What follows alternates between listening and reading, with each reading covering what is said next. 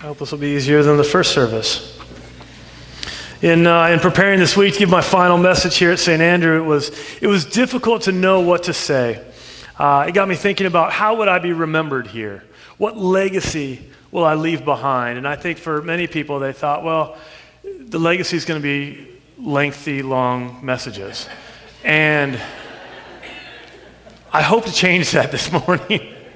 So, but I think we all at some point worry about what legacy we're going to leave behind, what people will think of us or what they'll remember of us, and it got me thinking, what do any of us really leave behind? I believe we all want to have to leave some memory of who we were, who we are, or even some accumulation of accomplishments. We want to leave those for the folks that stay on after us.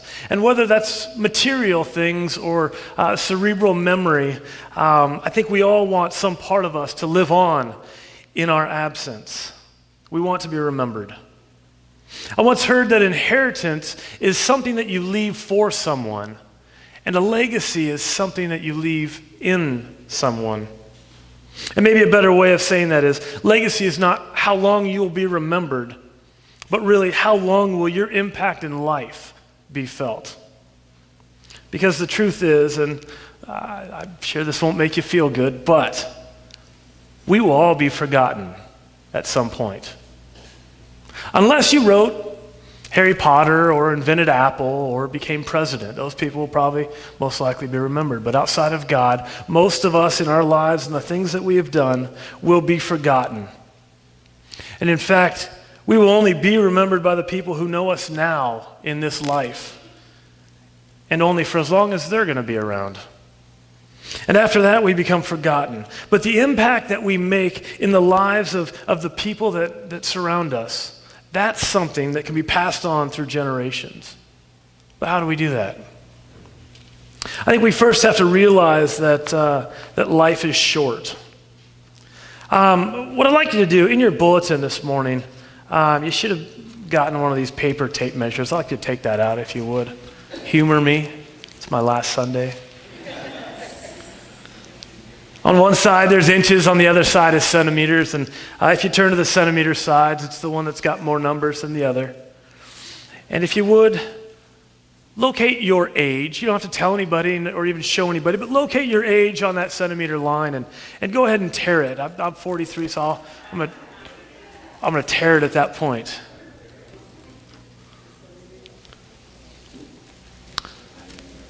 And this next part might be a little tougher, but what I'd like you to do is guesstimate. Think about what might be your last birthday. Yeah, fun, right?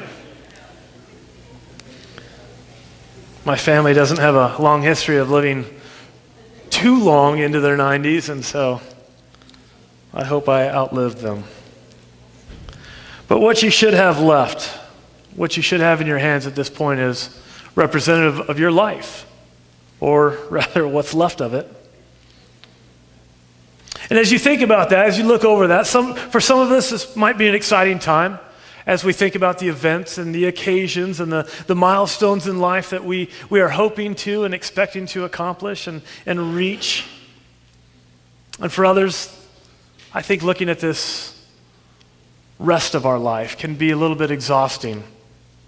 It can be tiresome when you think about how much time you have left, or maybe in this situation, how little time you have left. And how much more do we have to do? We say there's never enough hours in the day. Is there enough hours left in your life to do the things that you want to do, the things that you would hope to do? It gives us kind of a sense of urgency a little bit, like we probably ought to get busy with some things. But either way, as you hold your life in your hands, what I want to emphasize this morning is simply this, that life is short. And really, the seasons of life are even shorter than that. James 4:14 affirms this. Why, you don't even know what will happen tomorrow. What is your life? You are a mist that appears for a little while and then vanishes. I find this to be quite humbling. I think a lot of us probably like to think or hope that our lives are more than just a mist, here today, gone tomorrow. But God, in this moment, in this verse, is reminding us that in the grand scheme of things, this life is but a moment. And I don't think he does that to discourage us, but rather to encourage us to live our lives with a sense of urgency, because we don't know what will happen tomorrow. We don't have a lot of time. And so we should be investing that time wisely. And so as we come to terms with the idea that life is short and that there's an urgency in which we should be living it by, what that does for many of us is that it tends to make the things that matter most matter more. In the shortness of life, the things that matter most begin to matter more. And what really matters, I think that's probably a question that would be answered differently by everybody here. But I think that the thing that we all need to do is figure out what that is. What is important? To put that into perspective, I'd like to do another demonstration. I've got this rope here. It's a regular old rope. And what I'd like you to, hope this doesn't tear things down, to imagine is that this rope goes on forever and ever and ever. It doesn't, it ends at the organ, but if you'll use your imagination, play with me a little bit here. What I'd like you to do is imagine that this rope goes on forever. And what I'd like you to imagine also on top of that is that this is a timeline of your existence that will go on forever and ever. And this red part, do you see this red part? I don't know if you can see that in the back. This red part, what I'd like you to further imagine is that this represents your life on earth. A few short years here, and then forever somewhere else. Well, what's crazy to me is that so many of us only think about this red part. We are consumed by this red part. We think, oh, I can't wait to get to this point and really enjoy life. In fact, we say, well, if I work hard here and I'll save, maybe here I can really enjoy life. Maybe eat the things that I want or live in a lifestyle in which I'm hoping to, maybe even travel. But what about the rest of this? What about all of this?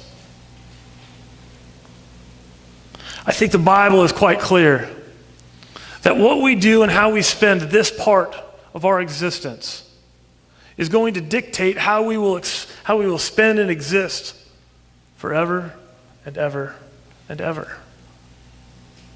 And so shouldn't we be investing perhaps our time differently in this small portion of our existence?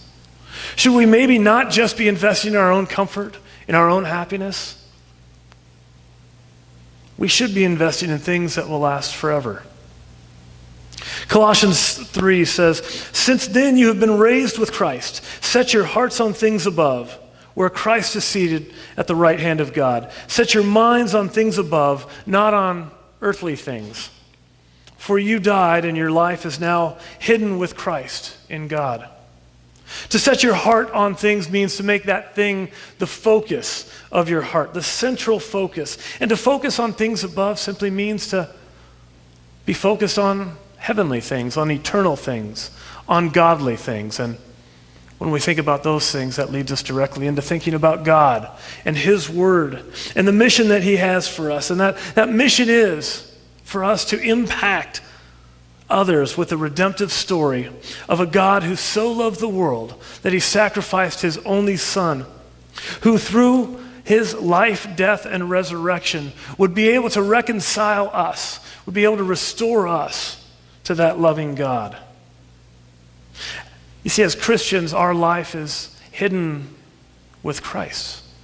Our life is blended with Christ. And so the things that He desires are the things that we should desire.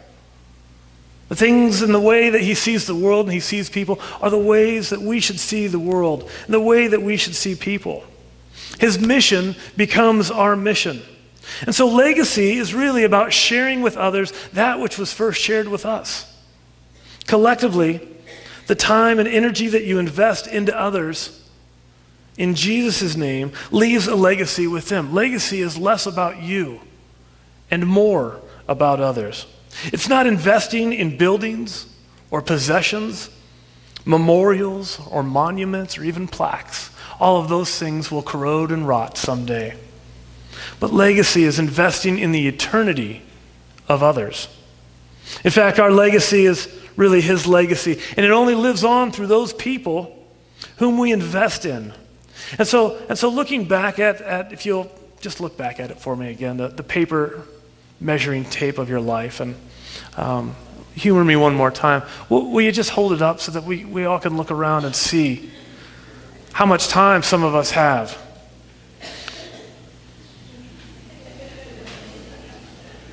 We've got some really long ones down here. And that's awesome. And mine and some of the others are a little bit shorter. And so what I want to ask is, how will we with this time? How will we invest our time? And people like me and others with short lists and tapes here, how will you invest your time in these young people, in these young families whose lives and their tapes go on for a lot longer than ours? How will you invest in their eternity? Will you invest in their eternity? Ephesians 4:1 says this, "Therefore I urge you now to live the life that God has called you to." There's no time like the present to invest all that we are into God's plan. And it's only too late when it's too late. We've all been called to live a life that brings glory to God simply in response for all that he has done and all that he is doing and all that he will continue to do in our lives. And so long as we have breath in our lungs, he desires us to fulfill our purpose, our mission in him. And so this morning I want you to remember, life is short, and at some point we will all be forgotten. The question is, what impact will you have on the eternities of those who come behind you? Will you invest in their eternity, or will you invest in your own comfort, in the own memory, your own memory of your name?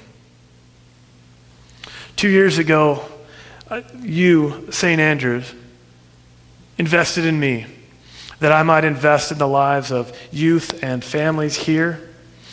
And I pray that with my departure that you set your hearts to finding new ways to continue to invest in our youth and young folks, not just through programs and ministries, but truly, specifically, how and will you invest into their lives, into their eternities, the churched and the unchurched. Legacy is not how long you're going to be remembered, but how long your impact is felt.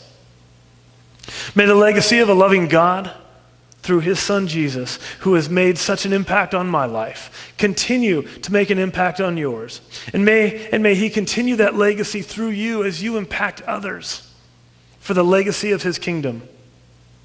I pray that in my time here that I have done some of that, and I hope to continue wherever God may lead me. I thank God for you and the home that St. Andrew has been. Almost got to the end. I thank you for the home.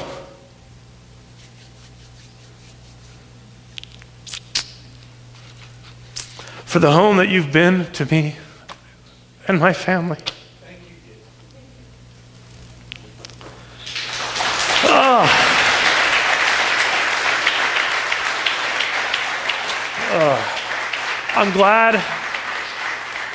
I'm glad to say that as with all believers, all Christians, that this is not goodbye. And for us, it's always, we will see you later. Thank you and God bless you. Amen.